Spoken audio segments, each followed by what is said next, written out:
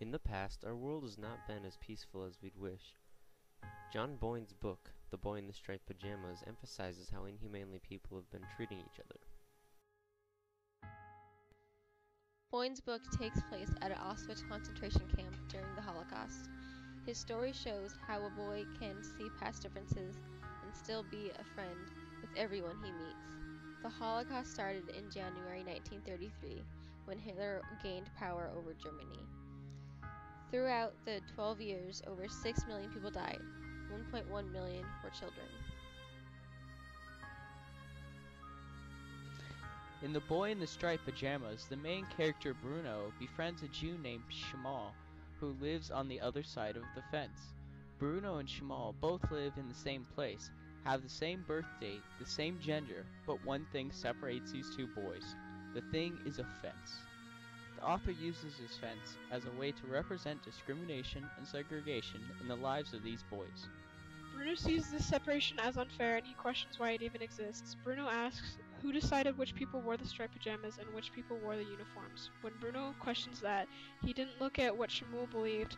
He didn't even care where he was from. All Bruno cared about was that he wanted a friend. In South Africa, we see another form of offense. In the 1960s, a group of English whites took over most of South Africa.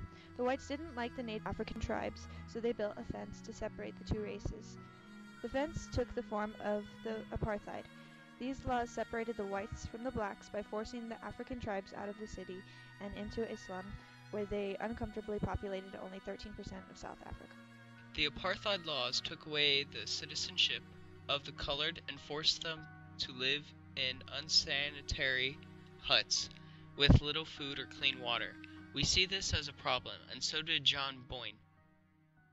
In his spirit, we named our organization Through the Eyes of a Child. What this means is that even though we have our differences, we will see the world through Bruno's eyes and accept each other as equal. In the story, Bruno said to Shmuel, "You're my best friend, Shmuel, my best friend for life." He never saw Shmuel as evil because of his religion. No, he takes him up as a friend for life. We need to stop looking at people just by their outward appearances and judge them by what's really on the inside. What our organization plans to do is run a series of events in the community to help raise awareness of segregation in our world.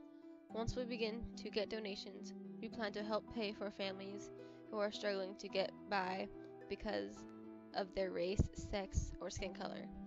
Through our actions, we hope to tear down the fences of segregation that us as humans have built up over. Dr. Seuss says, unless someone like you cares a whole awful lot, nothing is going to get better. It's not.